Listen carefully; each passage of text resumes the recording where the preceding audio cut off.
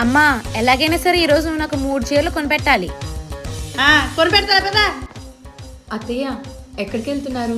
నేను రానా? ఇంట్లోకి వెళ్దాం పదా. ఈ దరిద్రపు ఎదురొచ్చింది ఇక అయినట్టే. అదేంటి అత్తయ్య అలా అంటారు? అంత పాపం నేనేం చేశాను? పాపం నువ్వు చేయలేదమ్మా, మేం చేసాం. నీలాంటి గొడ్డు బదురాలను ఇంట్లో తీసుకొచ్చి పెట్టుకుని. అత్తయ్య చెప్తున్నాను, మంచిగా మాట్లాడండి. ఏయ్ ఏంటి మా అమ్మకి ఏళ్ళు చూపించి మాట్లాడుతున్నావు? మౌనిక, పెద్ద చిన్న లేకుండా మాట్లాడొద్దు.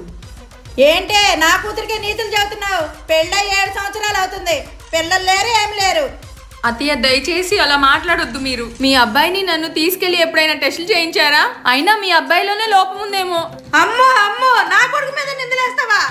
నా కొడుకు సింహమే, మా వంశమే అలాంటిది అనుకుంటున్నావు? ఏంటి గొడవ?